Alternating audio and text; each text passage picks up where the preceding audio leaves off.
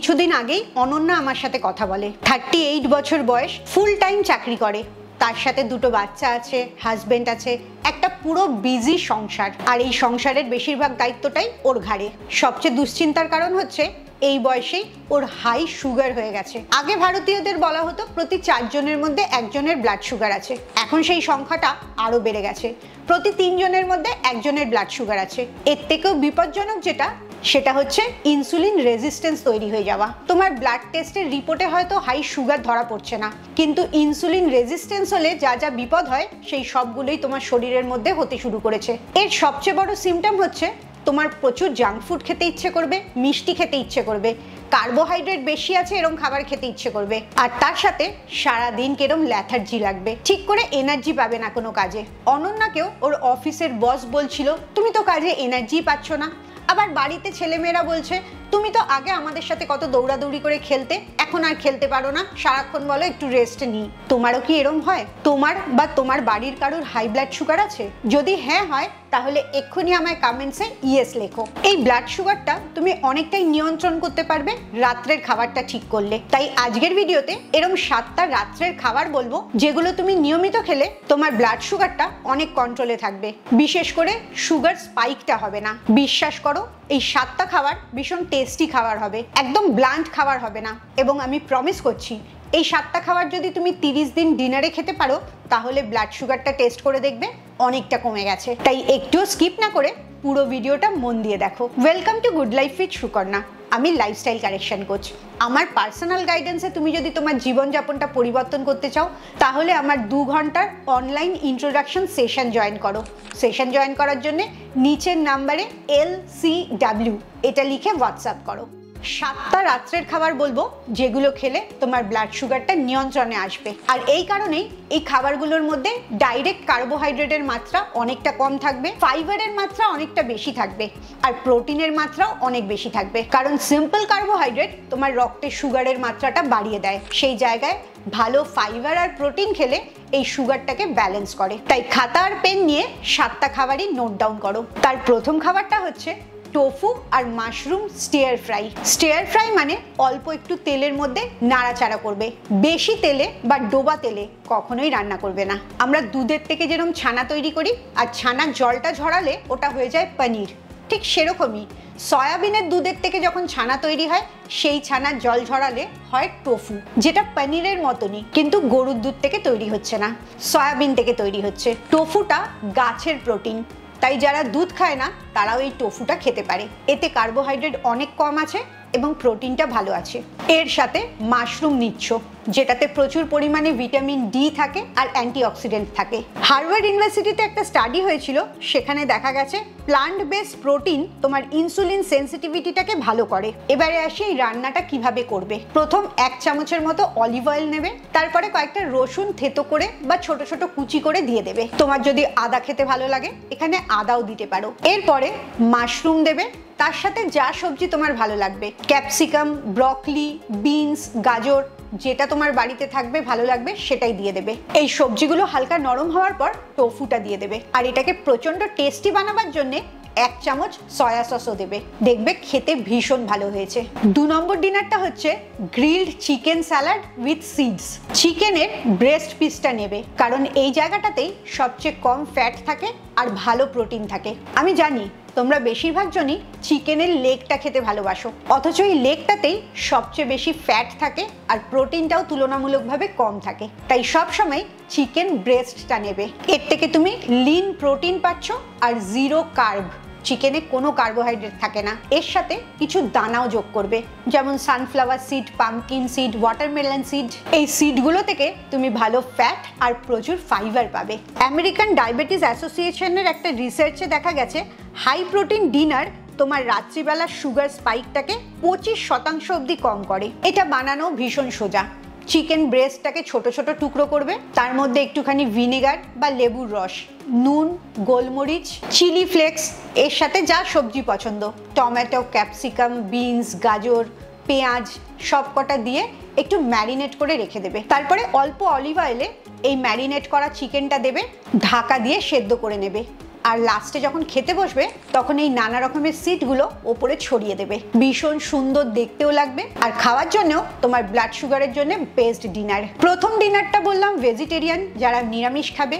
পরেরটা বললাম যারা আমিষ খাবে। আবার একটা ডিনার বলি যারা নিরামিষ খাবে। 3 number dinner, paneer bhurji with methi leaves. পনিরের মধ্যে ভালো প্রোটিন আছে, ভালো ফ্যাট আছে, আর মেথি পাতাতে অনেক ফাইবার পাবে। এছাড়াও মেথি তোমার ব্লাড সুগার স্পাইকটা হতে দেয় না, নিয়ন্ত্রণে রাখে। জার্নাল অফ ডায়াবেটিস অ্যান্ড মেটাবলিজমে এটা দেখা গেছে মেথি তোমার ফাস্টিং ব্লাড সুগারটাকে ন্যাচারালি কম করে। এই কারণে যাদের ব্লাড সুগার আছে তাদেরকে মেথি ফোটানো জল খেতে দেওয়া হয়। এই পনির ভুজিটা বানানো ভীষণ সহজ। 1 চামচ তেলের মধ্যে অল্প একটু পেঁয়াজ দেবে, বাকি যা পছন্দ 2-4টে সবজি দেবে। সবজিগুলো একটু নরম হয়ে গেলে পনির হলে সেটা গুঁড়ো করে দিয়ে দেবে, আর ছানা হলে সেটা জল ঝরিয়ে দিয়ে দেবে। এটা একটুখানি ভাজা হতে থাকলে মেথি শাকটা ছোট ছোট করে কুচি করে দিয়ে দেবে। আর এই রান্নাতে তোমার যা মশলা খেতে ইচ্ছে করে সেই মশলাগুলোই দেবে। সুন্দর একটা কমপ্লিট ডিনার হয়ে যাচ্ছে।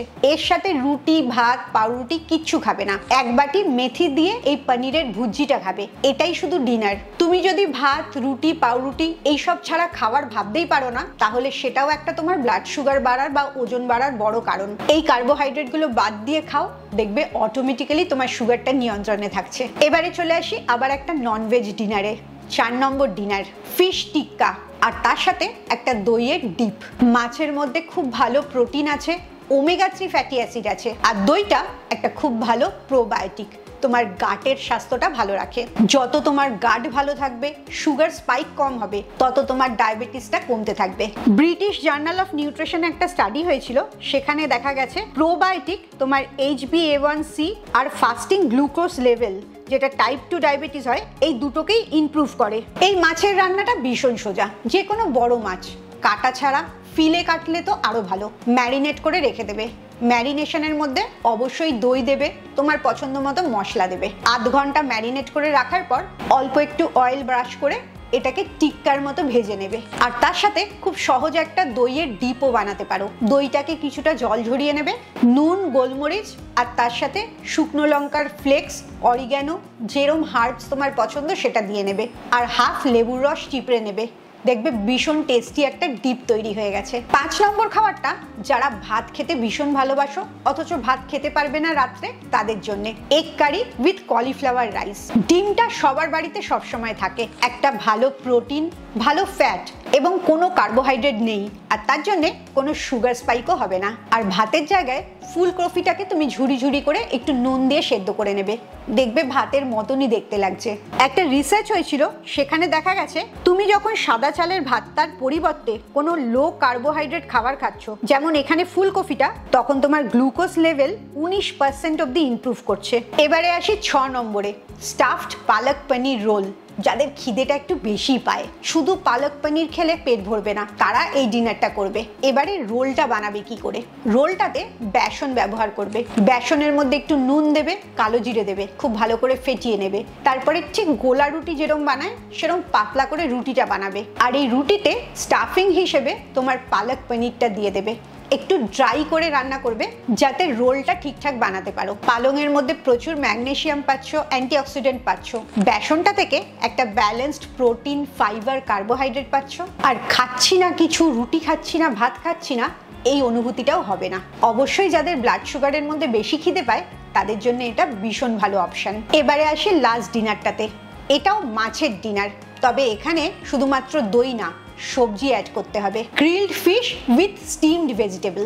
যে কোনো মাছ নেবে, তবে সামুদ্রিক মাছ হলে বেশি ভালো, তাতে ওমেগা 3 ফ্যাটি অ্যাসিডটা অনেকটা থাকে, যেটা তোমার ইনসুলিন সেন্সিটিভিটিটাকে ঠিক করে। জার্নাল অফ ডায়াবেটিস কেয়ারে একটা রিসার্চ হয়েছিল, সেখানে দেখা গেছে তুমি যদি নিয়মিত মাছ খাও তাহলে তোমার টাইপ 2 ডায়াবেটিসের যে সমস্যাগুলো হয় সেগুলো অনেক কমে যাবে, তোমার হেলথ রিস্কটা অনেক কমে যাবে। সবজিটা একদম রান্না করবে না, অল্প নুন দিয়ে সেদ্ধ করে নেবে, আর তার সাথে মাছটা ঠিক আগের ডিনারে যেরকম ম্যারিনেট করতে বলেছিলাম সেরকম ভাবেই ম্যারিনেট করে অল্প তেল ব্রাশ করে একটুখানি ভেজে নেবে।